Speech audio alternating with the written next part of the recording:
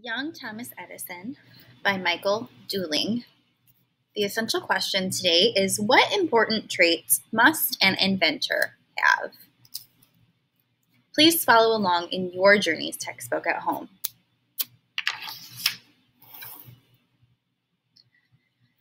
Thomas Alva Edison was born in a little house in Milan, Ohio, on February 11, 1847, to Samuel and Nancy Edison.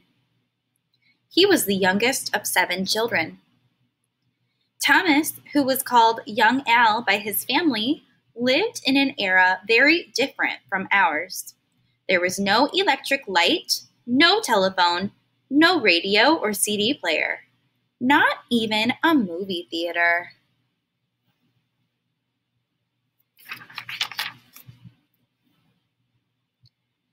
Thomas loved to experiment. In 1856, at the age of 9, he turned his family's cellar, which is like a basement, into a laboratory complete with test tubes, beakers, and whatever chemicals he could buy. It was a mess. Bottles were everywhere. Young Al would mix one chemical after another, sometimes following the experiments in his chemistry book, sometimes not. A little of this and a little of that, he used to mumble. His mother always encouraged him to ask questions, and he did. What is this? Why does that happen? How does that happen?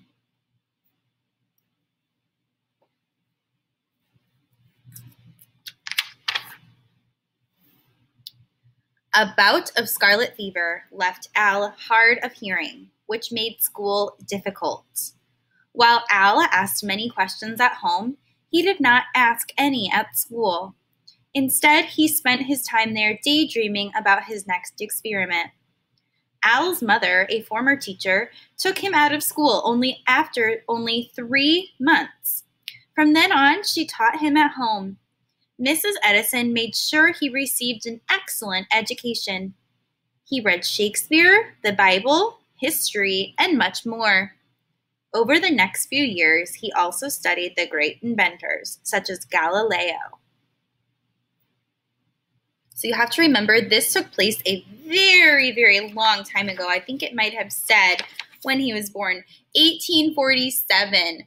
That's a really, really long time ago, okay? So keep that in mind when we're reading this story. Also, it says, a bout of scarlet fever left Al hard of hearing.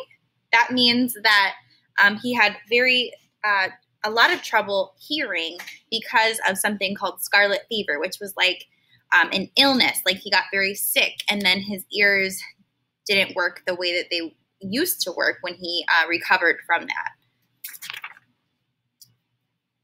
At the age of 12, young Al decided to look for a job. He needed money to continue his experiments. So he went into business as a paperboy on the train that went from Port Huron, where the Edisons now lived, to Detroit, Michigan. Every morning from 7 a.m. to 10 a.m., Al sold newspapers. Then he spent all day at the Detroit Library, reading and dreaming about his next experiment.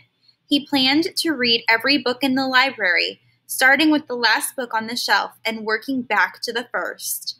At night, he took the train home and sold papers again.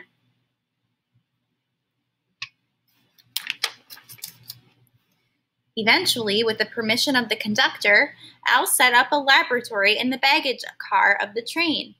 Soon, the young scientist was experimenting with everything: chemicals, gadgets, test tubes, beakers, doohickeys, and thingamajigs. Things were going well until one day when the train made a sudden lurch. That means it kind of jerked a little bit. Bottles, books, newspapers, candies, and fruits went flying, along with Al.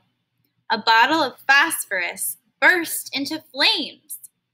Al scrambled to put out the flames, but they spread too fast. Soon, a very upset conductor rushed in.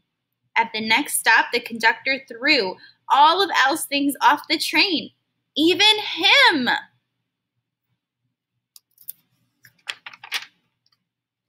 Al had never been so disappointed in his life. He went home and set up his laboratory again with the encouragement of his mother. He continued to experiment and tinker with every gadget he could get his hands on.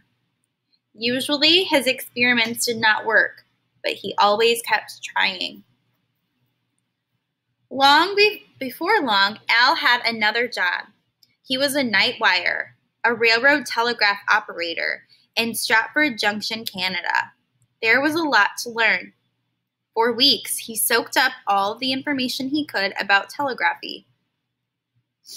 Al learned Morse code and much more.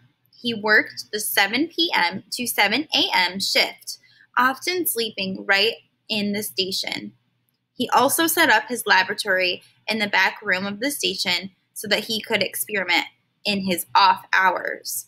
Apart from the occasional explosion, life was grand. So occasional is one of our vocabulary words, and occasional means sometimes. So that means that sometimes he had explosions. One of Al's duties as the operator was to send the signal at 6 every hour on the hour to show the dispatcher at the next station that he was awake. But long hours sometimes caught up with him, and he would soon fall asleep, so the scientist in him had an idea.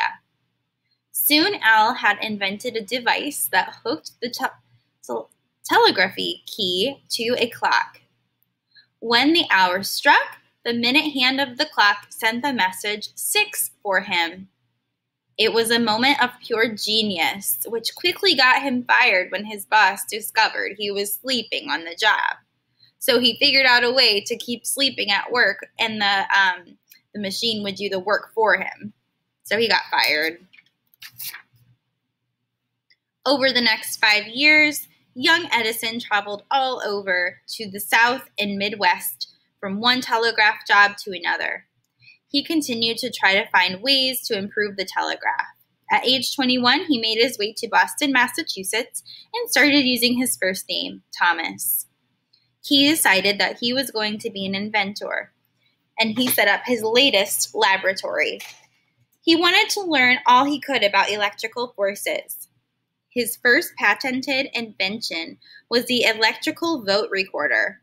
Unfortunately, Congress did not like his invention, and he could not sell it. So Congress is a part of the government. So they didn't like his invention, so he couldn't sell it. Over the years, Thomas's hearing had grown worse. By now, he was nearly deaf. This did not hamper his creative abilities, though. In fact, he thought it even helped him to concentrate because he was not distracted by noises. It created solitude where he could tune out the whole world and think. In 1869, Thomas moved to New York City and then later established his laboratory in Newark, New Jersey. Then bad news came from his home. His mother had died. Thomas, at 24, was deeply saddened. For a long time, he could not even speak of her. He would miss her letters, her advice, and encouragement.